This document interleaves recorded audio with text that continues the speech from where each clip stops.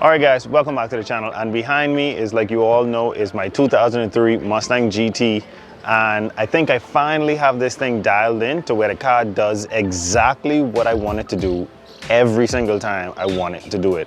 And I'll explain to you guys how I got my car to do this in today's video so you can copy it and do it to your car. If you look at the car, obviously the first thing you're going to notice is that it's lowered, and that is the first thing in actually getting these things to respond the way you want them to respond, is actually putting them on coilovers. Now, depending on your budget, maybe some of the best, I think, coilovers you could get for these vehicles is the Field suspension. I think they're 1404s, but actually I have the most budget freaking coilovers on this thing known to man. I have max speeding rod coilovers. I don't even have a Maximum Motorsport camber plate, and I have the, like I said, the cheapest set of coilovers you can find for these vehicles on this, and this thing drifts just fine. I don't have any issue putting the car where it needs to be. I don't have any body roll. When you flick it through a corner, it just smoothly goes through the corner, and that's what you need to set up your car to drift for sure. Second thing you're gonna need is an angle kit. If you look at this vehicle from the front, everybody and their goddamn mad is telling me that my front wheels are broken. That's just the camber from the coilovers, and also that is from the Scotty D angle kit that I have on the car. So there's a Scotty D angle kit on this. It's set up, it's pretty much dialed in. These are 18-inch wheels with probably too big of a tire, so I have the angle limited where the back of the wheel doesn't hit the inside of the control arm. But you need coilovers, you're gonna need an angle kit for sure.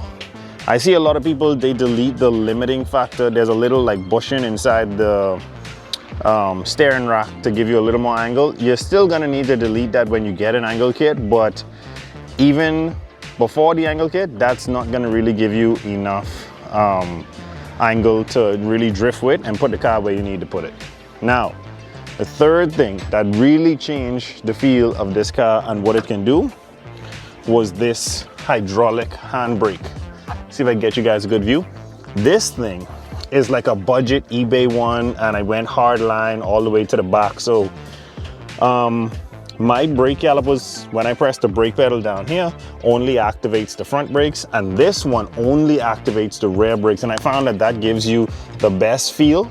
Even though you see like you still have a little bit of play in this, don't mind that. When I yuck this and it's sideways, or when I'm trying to throw it, that thing works like an absolute dream.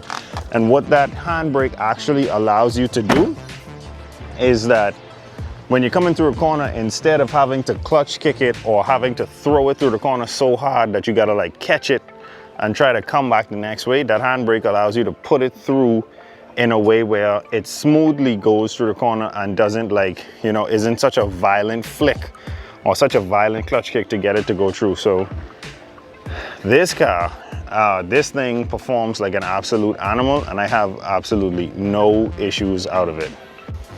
Also, if you guys were wondering, no, you do not need to upgrade your stock 2 valve to drift. This is a stock 2 valve. It has an upper intake on it, C&L, and it has a throttle body BBK Power Plus. That is it. There's no other upgrade on this vehicle other than that, and this thing drifts and behaves like an absolute animal. All right, so essentially that's it. Stock 2 valve, the cheapest set of coilovers known to man, Scotty D angle kit, some type of hydraulic e-brake from eBay, and that is exactly as easy of a recipe as it is to get these Mustang GTs to drift. Hopefully this video helps you guys. If it did, make sure to like, share, and subscribe. Always remember, don't drift without your dreams, and I'll catch you guys on the next one.